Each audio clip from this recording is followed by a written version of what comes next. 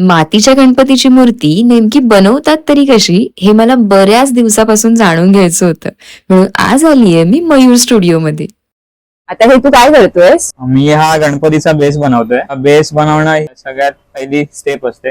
पूर्ण Ganpati रचायची process ह्याच्यानंतर start होते. हा गणपतीचा साचा आहे. गणपती साच्यामध्ये दाबून काढतो आणि त्याच्यानंतर त्याला रचलं जातं. पण साचा हा 30% काम करतो आणि बाकी 70% पूर्ण आम्ही त्याला आकार देतो.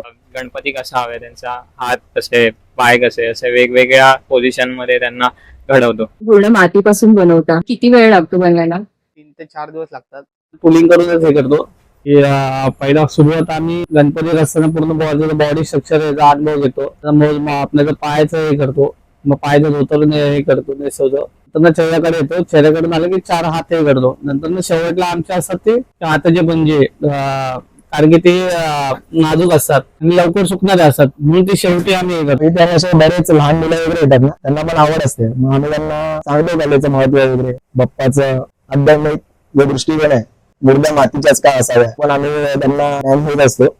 त्याला ही कशी आत्मसात केली पाहिजे आणि मुळात कसं आवड असेल ना, सगळं काही शक्य आहे. मी तर पूर्णपणे पेंटिंगच करतो. कधीतरी गणपती बनवावा असं माझी खूप इच्छा होती. तिला असंच म्हणालो की तरी तुझी सेवा घडू दे माझ्या हातून. मला मयूरचा फोन आला, कल्चर करणारा असेल तर सांग मला. अशी इच्छा झाली की चल ठीक आहे, मीच येतो आणि तू मला शिकव. ते असं झालं की गणपतीनेच मला इथे पाठवलं की त्याची सेवा करून घ्यायला. विष्णू कमळावरती एक गणपती माझ्या नकळत घडलेली, म्हणजे असं घडवलेली. पहिल्याची कलर मध्ये हे केलेलं, ती जरा झाली, सुंदरच झाली ती.